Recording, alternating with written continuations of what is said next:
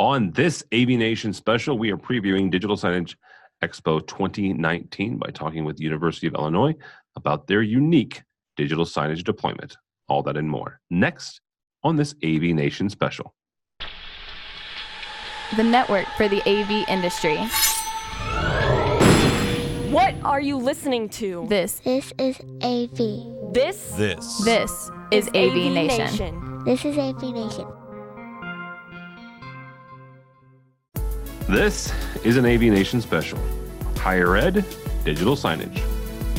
This is an AVNation special. My name is Tim Albright. I am your host. What we're doing is we are previewing DSE, Digital Signage Expo 2019. Comes your way in March in Las Vegas, Nevada.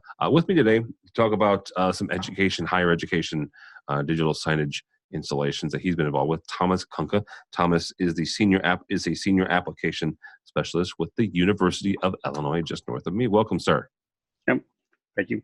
Thanks for having me. Absolutely. So real quickly, U of I, University of Illinois, U of I, for those of us in Illinois, we get to say U of I. You guys have an interesting digital signage deployment, and I'm going to use that word very, very loosely. Not that it's not big, because it is. It's quite large. But you don't have one customer like most of the technology managers that I've run into. And I used to be a technology manager. I get this. But at a college like University of Illinois, you have several schools. You have the School of Business, the School of Engineering. Right.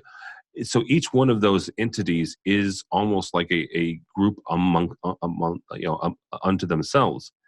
Correct. How do you manage the needs of each of those groups?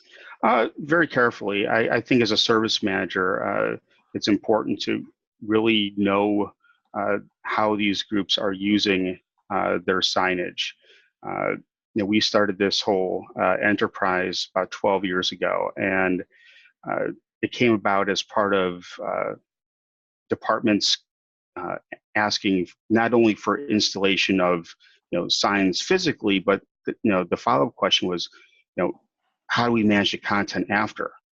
And at the time, we also there were two brand new buildings being built, and as part of the AV requirements, there was digital signage specified, but there was no standard for content management behind it. So, normally our AV group wasn't typically concerned about the software end of it, but rather just installation of hardware. So we had two holes in the ground, essentially, that buildings were being built by two totally different departments, but they had common needs.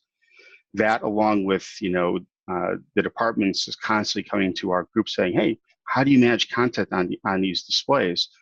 That became kind of a mandate to develop a service to kind of bring everyone together in one platform to help reduce costs, make content sharing easier, emergency notification, that sort of thing.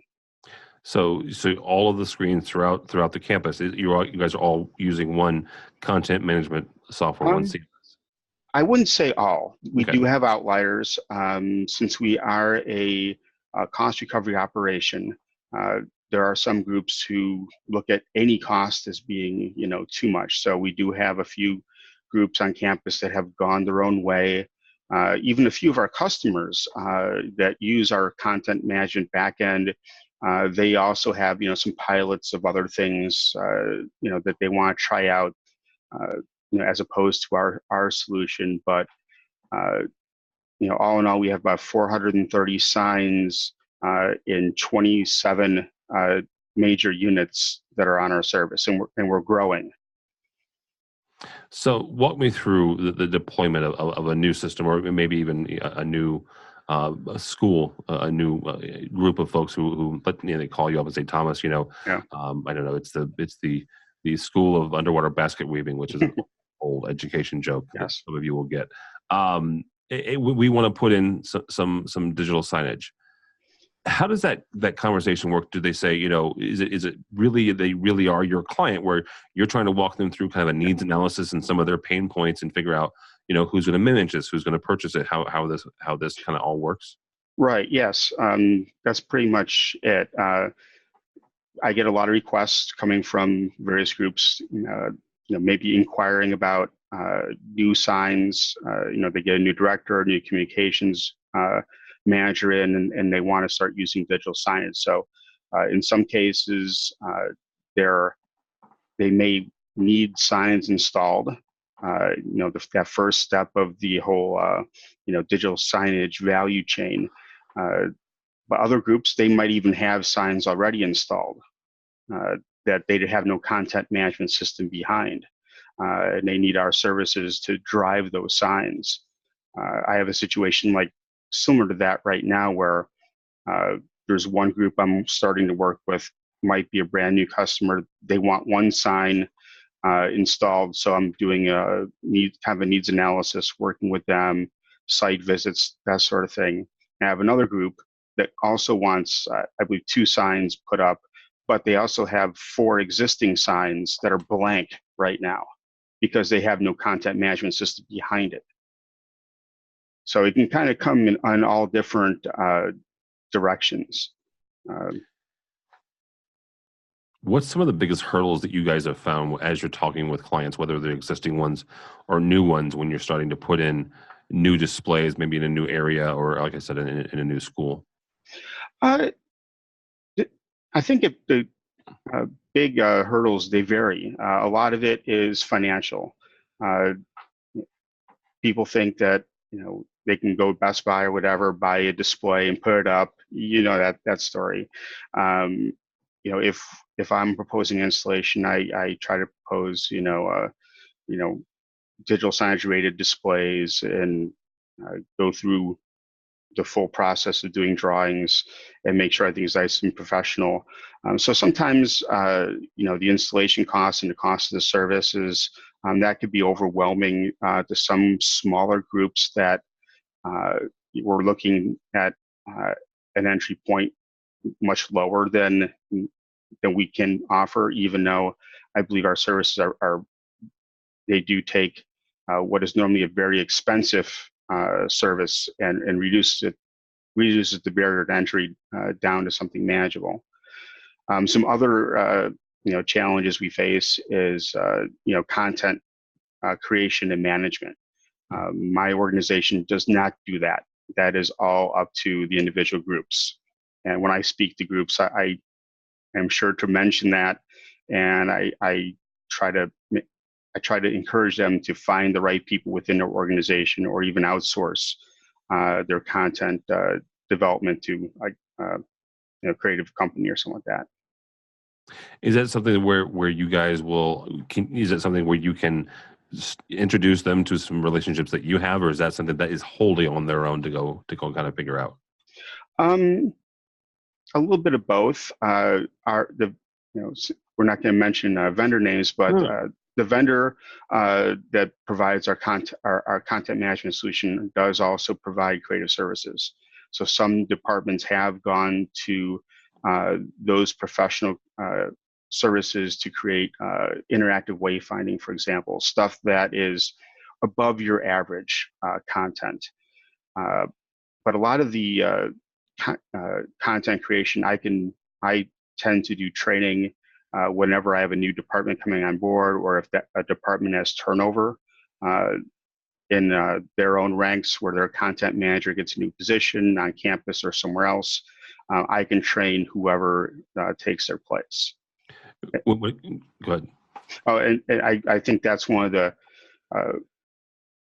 key benefits of having a model like ours. It's a campus level service, is that there is that turnover protection, so to speak, where a person can, digital signage is never an organization's highest priority. So when the person who's maintained the content decides to leave, they might not have a transition plan to the next person, but I can kind of fill in that gap and train that person. And it's a common service, so that each group is not doing it their own special way. I can kind of bridge that gap and get them up and running quickly. Oh, very cool. You mentioned you kind of making sure that the system keeps moving and going on even through transitions. Right. How many folks do you recommend get involved in the actual content creation or the content management on a weekly or monthly basis? I would say it's highly depending on the organization. Um, my customers range from having one sign to having upwards to 130 signs. And that group, You have a customer that has 130 signs on campus? yes. Good night. Yeah, we have, that is, I'll say right up front, that is our College of Engineering. They have a very large presence on our digital signage area. And even within the College of Engineering, they have 14 independent academic units with digital signage. So it's, it's like kind of, there's a common service, and then there's, the college level, and then there's a departmental level, and they have some college level coordination. So there's a lot of people involved, in that sort of organization. Our College of ACES also has a lot of people involved with content creation at the lower levels, but they have a person coordinating it with my service at the college level. So, okay. What advice would you give somebody who's just starting out in this process, and whether it's a small community college where I came from, or it's somebody that's a larger campus like the University of Illinois, if they're just starting out this process, and hopefully if it's a larger campus, it's just one school they're dealing with, what advice would you give them, and maybe some traps to help them avoid? Well, again, I think a key is for whoever's leading the operation to kind of understand not only how digital signage works and the whole value chain, from installation, design, content creation and management, lifecycle replacements, managing the IT and security aspects, but also understanding their own organization and their own campus. I've had the opportunity to work with a lot of people from other institutions via contacts through Digital Signage Expo and through EDUCAUSE even, which is higher education IT. So it's important for whoever is approaching this to understand where their deployment is in the spectrum. Are they deploying something very locally and isolated? If they are they missing out on something that might be happening at a higher level, such as what would be here? We try to advertise our services and make it known that we have campus level services, but a lot of people don't get that message or whatever, and they might try to install something locally that doesn't match up to what we're trying to do at the campus level, which might have them incur a lot of extra costs and go, kind of, off on a tangent compared to where everyone else is. So someone approaching this, new, should kind of understand what it is that they're doing, and if there is some sort of, higher level effort on their campus to, maybe tap into that, or if they are truly like the first adopter of signage on their campus, maybe look for others to partner with, because there are a lot of different needs on college campuses that require digital signage. One of my big things is the AV industry, the signage industry says that higher education is a vertical market, but my reply to that is, well, we have lots of vertical markets represented on our campus. We have student unions, academic buildings, museums, athletic facilities, even transportation. One of my customers is Willard Airport. We have an airport. So I think you might be unique in that, even within the education community. No, I've ran across a few others, other institutions that have aviation operations. Yeah, but we are a little bit unique in that respect. But it's important that people understand that their needs fall under this common umbrella of digital signage that other units might have and might be elevated to a campus level. Very good. That'll kind of Yeah. wrap us up from there. Thomas Kunka, from University of Illinois. Thomas is a senior application specialist. Thank you so much, sir. Oh, thank you very much for having me. If somebody wants to find you, whether that's at DSE or just in general, how would they do that? Well, my email address is tskunka@illinois.edu, and we'll have a higher education, lunch session at DSE. And there's also a users group for digital signage and higher education with EDUCAUSE. All right, very good. Yeah, and EDUCAUSE is also a great event as well. I've been there a number of times. So we are talking about DSE, Digital Signage Expo 2019. Comes your way March 26th through the 29th in beautiful Las Vegas, Nevada. You can follow us, AVNation, at avnation.tv. We will be going there as well, so you can check that out at avnation.tv, avnation.tv.